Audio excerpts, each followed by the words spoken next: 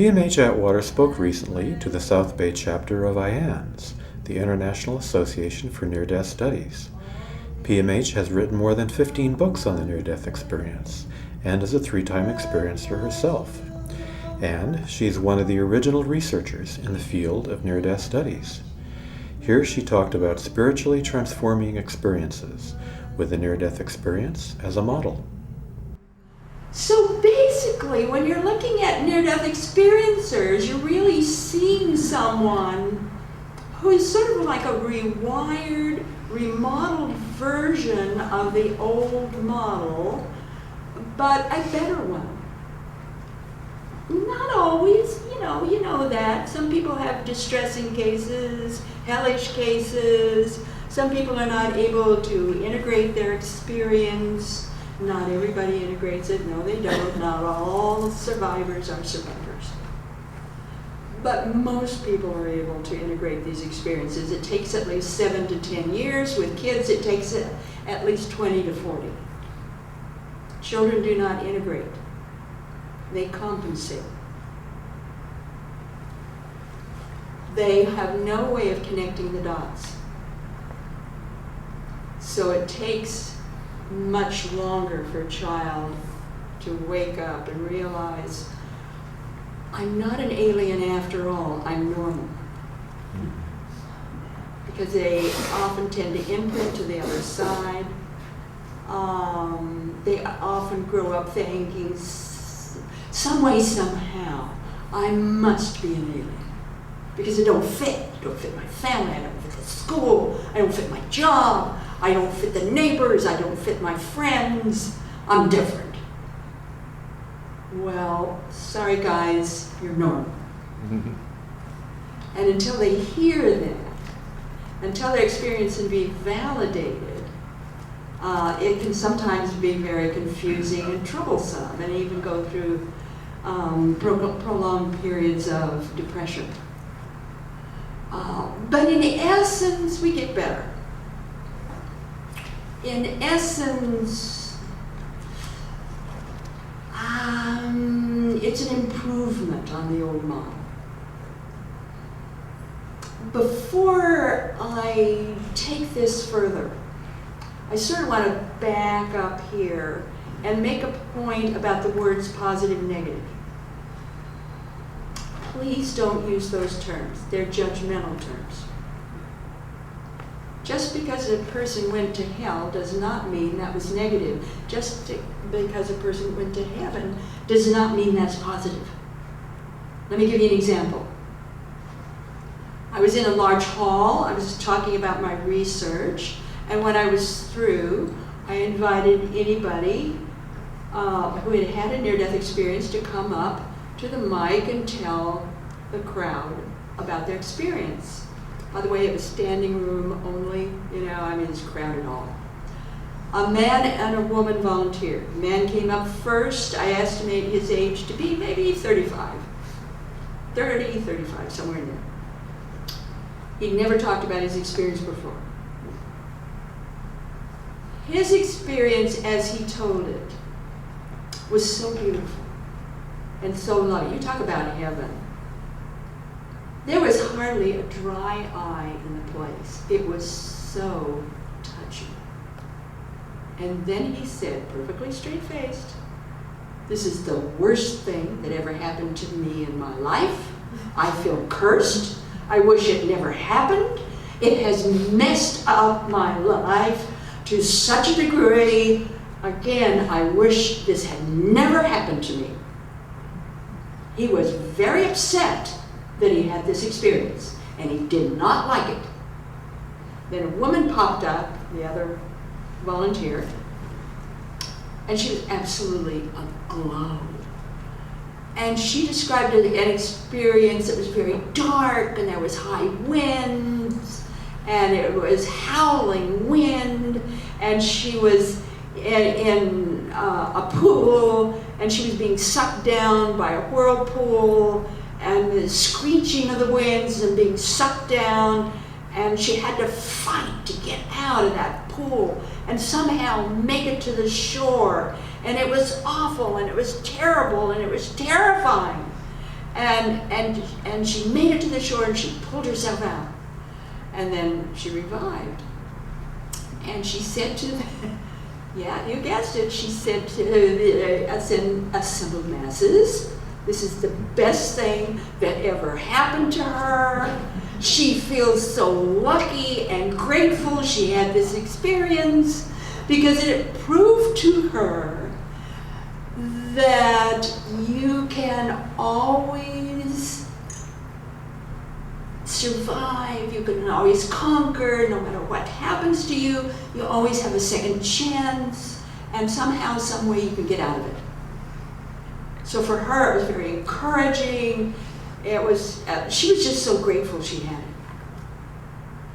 And that night taught me to never use the words positive and negative. It depends on the individual, and you cannot judge that. Let them tell you how positive or troublesome it was for them. Don't you judge it for them.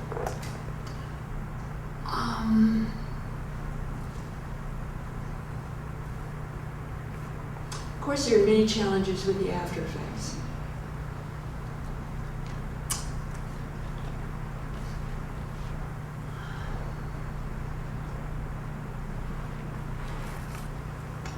What I want to say now, well, before I say that, let me just go down the after effects. If you weren't psychic before, you become psychic after. If you were psychic before, you become very psychic after. Let's admit it. Let's not fool around. Sensitivity to light and sound, highly intuitive, you know things, comfortable with things future. Future memory becomes very common. Waking up at 3 a.m. or having very vivid dreams. Less concerned about privacy. This upsets my husband a little bit. You know, I want all the curtains open, all the doors open. And he says, oh, you're supposed to close them. Close them. We compromise on that one. Prefer open windows, open doors, open closets. You're very comfortable with silence. Acutely aware of injustice, you want to help out. Animals, birds are attracted to you. Dilemmas with money and telling time. Does that fit anybody? Yeah, well, okay. Challenged by contracts and rules and regulations. It's like up yours. Don't want to do that anymore. Ecumenical. One family, one God, electrical sensitivity to some degree, sensitivity to pharmaceuticals. This is a big one. I want to hang here for a little bit. Most near-death experiencers lose their tolerance of pharmaceuticals. So when you come back, most experiencers turn to things like homeopathy, vitamins and minerals, alternative therapies or complementary therapies. This is great if you're an adult, you have a choice. What about if you're a kid? Children are medicated according to age and weight. What if the child had a near-death experience? This is big. Okay, I wanted to hang with that and let you know. Change eating habits, lower blood pressure, more allergies, sensitive to smells and pressure changes, can slip into depression and anger quickly, but you also quickly recover. Use language differently, new ideas, smarter, more curious, hunger to learn. I've even had near-death experiencers that loved dictionaries. They would lose themselves in a dictionary. It's like, wow, I didn't realize all this material was in a dictionary. Ooh. Yes. Affinity for nature, ecology, simplicity, more loving, challenged with relationships. Let's hang there a little bit before we go any further. Oh yeah, we love that one. They come back more loving and have all kinds of problems and troubles finding a loving relationship. The kind of love we're introduced to and smothered with many times in a near-death experience, we call unconditional love. Unconditional love is agape, it's cosmic love. It's love without an object. Think about that. You love everybody. It's love without an object. And just think about that. The divorce rate for the average near-death, 75 to 77% of near-death experiencers who were married are divorced within 10 years, many times within 8 years.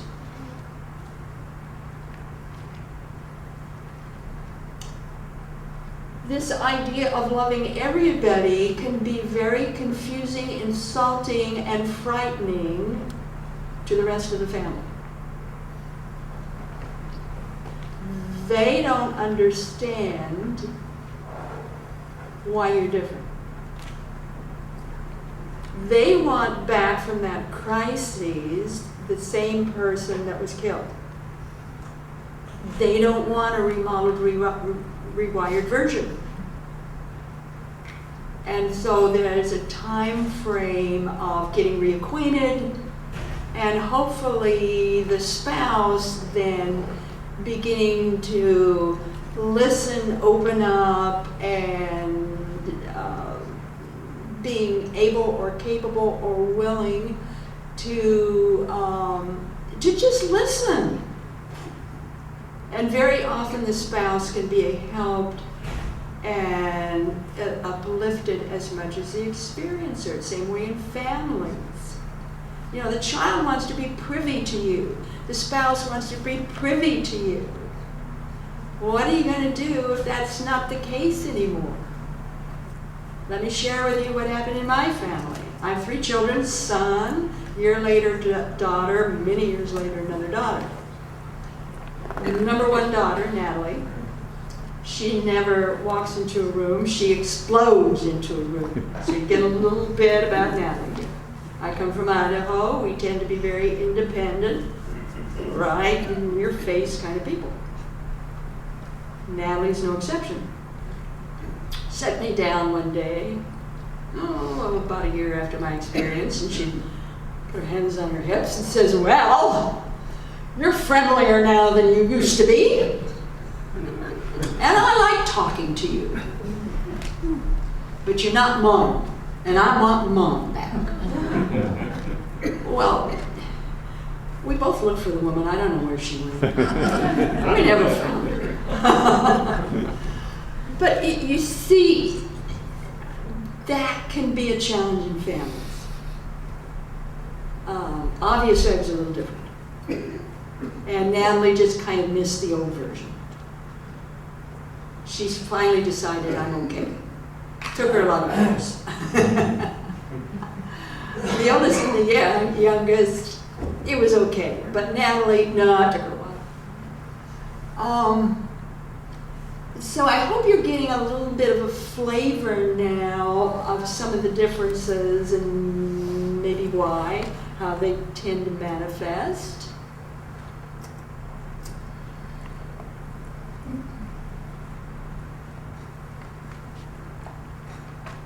Now I want to say, no, I'm going to draw you back again. One more ingredient I want to put into the soup before we go any further. And that's this business about God. Most of them come back head over heels in love with God. A lot of them still use that term G-O-D.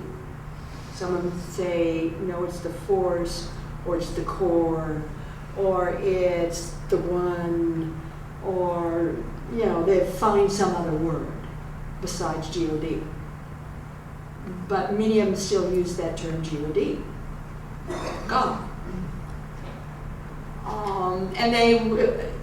It's the typical rooftop experience. You want to get up on the roof and yell to the whole world, God is, death isn't. You want to tell everybody that. That's your mission, and you want to get that across to everybody. Absolutely. God is, death isn't.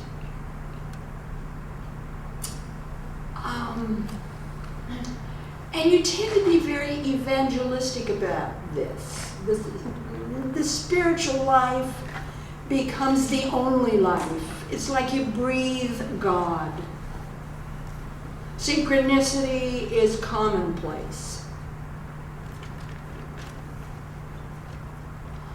And you get in all kinds of trouble because of this, and all kinds of experiences because of this. And what I say to people, especially to newbies who haven't gone through that 7th birthday yet, the 7 to 10 years that it takes to integrate the experience, new kids on the block, so to speak, and even experiencers who had their experience even before then, I like to say to all of them, when we're talking about the after effects and this evangelistic part and the sense of mission, please remember the first rule of discipleship. Don't freak the natives. You get hung. And, I was into that too. I was freaking the natives out all over. So I hope right by now you have a sense of a model. We call it the near-death experience.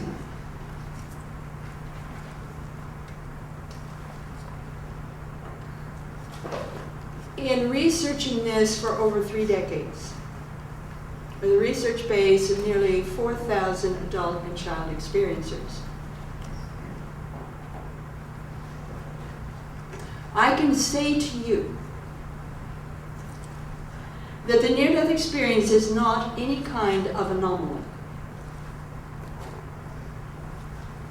Rather, it is part of the larger genre of transformations of consciousness. Things like baptism in the Holy Spirit, Kundalini breakthrough, shamanistic vision quest, spiritually transforming experiences. That's the genre. Transformations of consciousness. Some of them are turbulent.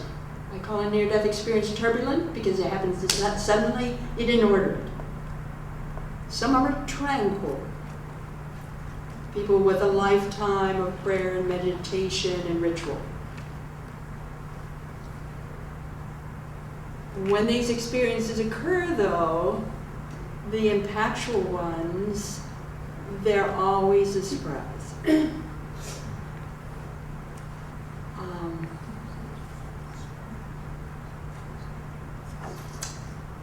Before I died,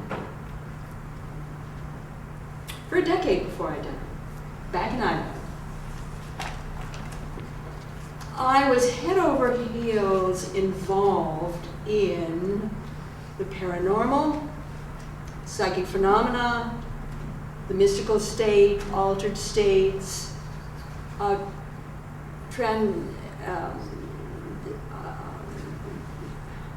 transforming consciousness, this kind of thing, to the tune of thousands of people. I started Idaho's first nonprofit metaphysical corporation called Inner Forum.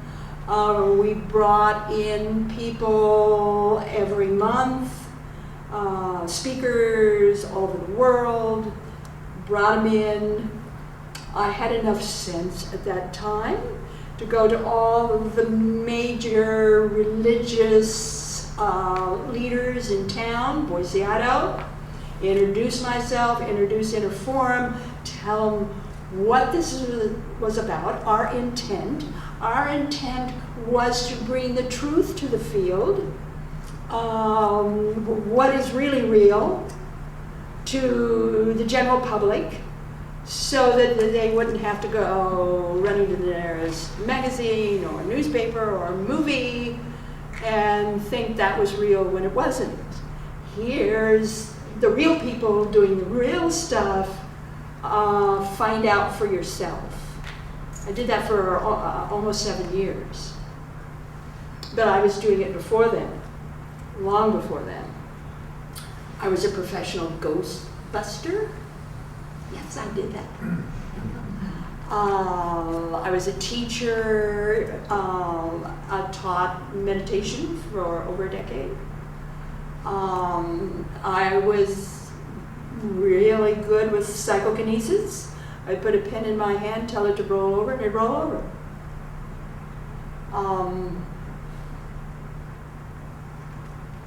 You name it, and I was doing it, especially healing. But I was a kind of individual, and still am, that honors that incredible Russian proverb that says, trust but verify. And that's the kind of person I am. Prayer, anything. I want to test it out. I want to see if it really works. I want to see how it works. And I want to experience it for myself. So that's the kind of energy I brought to Inner Form. That's also the kind of energy that I brought to my near-death research. So I've seen the other side, meaning all different kinds of transformations of consciousness, happening to all the different kinds of people. And then I died. And I can honestly say that my previous experience only helped me in 2 ways. It helped me to exist without an ego, didn't need one of those. Helped me to exist in any kind of environment and not be frightened. Other than that, I was just as traumatized as any other near-death experience. Because what I went through was, for me, big time. And it took me far beyond what I was capable of knowing. And it was a really big stretch. So I have the before research and I have the after research.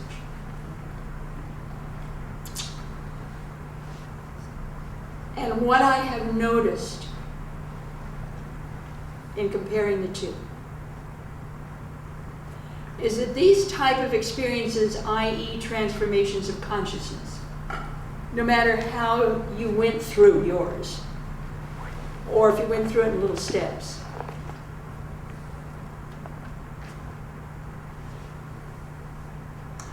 are a biological imperative.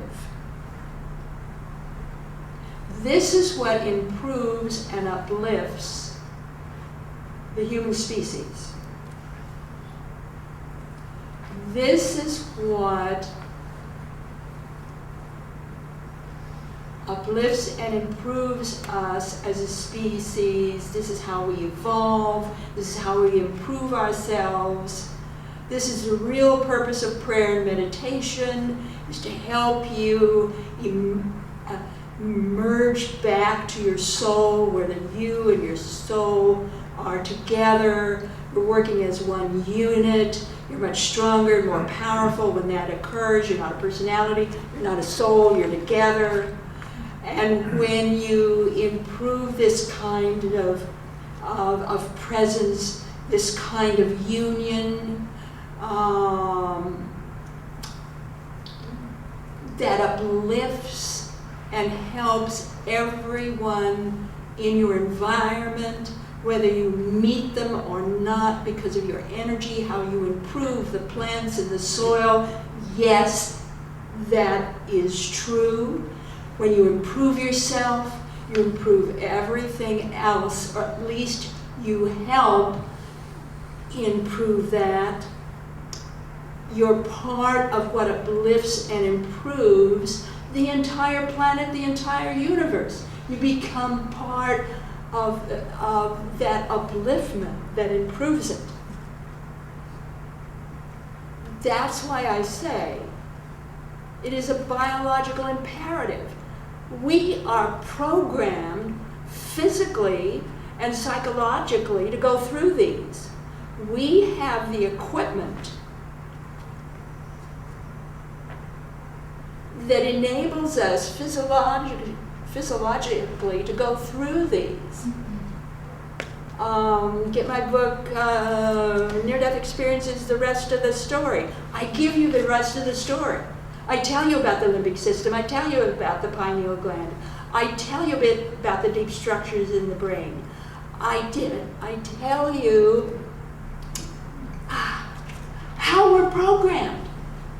We are programmed to do this, folks.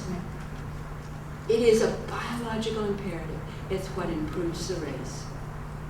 With that, I say amen. Have a break.